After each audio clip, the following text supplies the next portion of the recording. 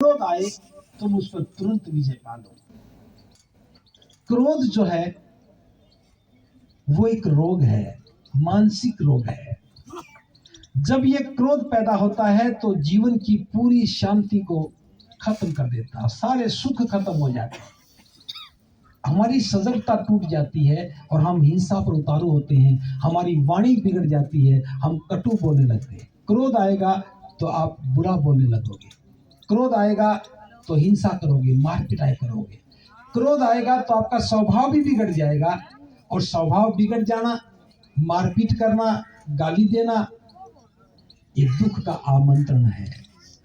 और एक बार अगर क्रोध होने लग गए, क्रोधित होने लग गए, बात बात में क्रोध करने लग गए, तो पूरा परिवार भी दुखी रहता है, उस घर में कभी शांति नहीं आती। ऑफिस में काम करते हैं तो वहां भी दुखी रहोगे, परिवार में तो वहां भी दुखी रहोगे। और जिस परिवार का मुखिया क्रोधी होता है उस घर में कभी भी शांति नहीं रहती, परिवार बहुत जल्दी टूट जाता है। इसलिए हमारा संकल्प होना चाहिए कि हम क्रोध ना करें।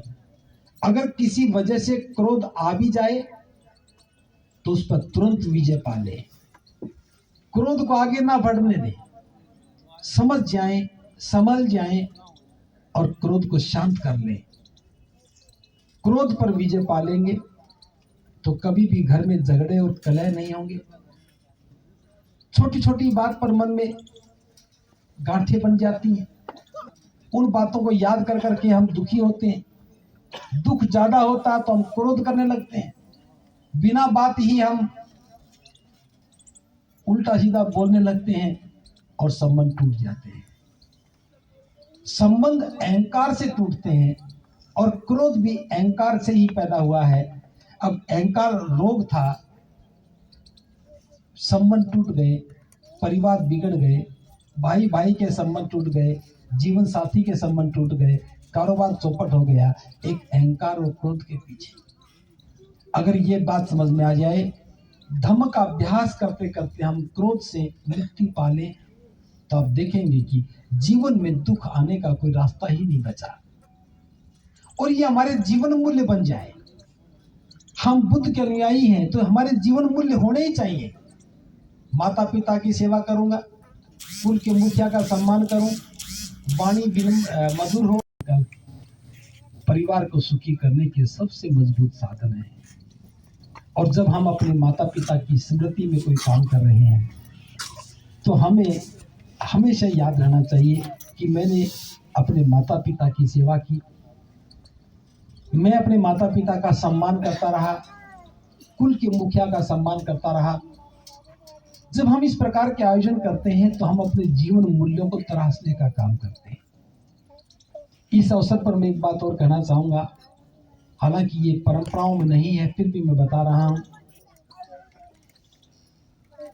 अगर हम अपने माता पिता की पुण्यतिथि के रूप में उन्हें याद कर रहे हैं तो हमें इस अवसर पर एक परंपरा और बनानी चाहिए कि जो हमारे निकट में, मोहल्ले बस्ती में जो सबसे बुजुर्ग लोग हैं, हम उनमें अपने माता पिता की छवि को देखें, उन्हें आमंत्रण दें, उन्हें भोजन दान करवाएं, उनको वस्त्र दान करें, उनके जरूरत की चीजें उन्हें उपहार में दें। इस बात का ख्याल ना करें कि वो तो हमारी पड़ोस में है, उसमें है। जो भी बुजुर्ग है वो हमारे माता पिता की उम्र के हैं, हम अपने माता पिता की छवि उनमें देखें।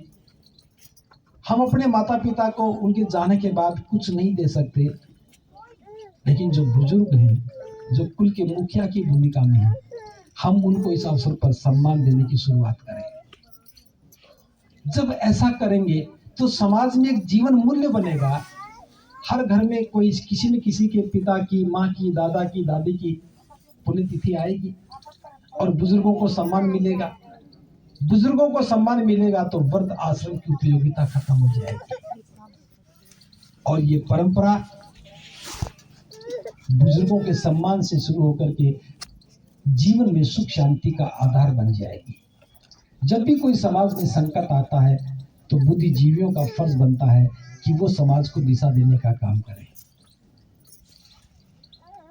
ये जो वृद्ध आश्रम है, ये सभ्य समाज के लिए एक धब्बा है।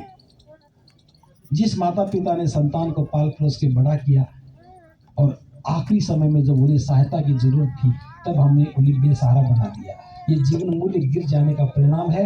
तो मैंने आज ये 7 कुशल संकल्प इसलिए आपको बताए हैं ताकि हम जीवन मूल्यों को संभाल सकें, बना सकें और इस प्रकार की देशनाओं से अपना कल्याण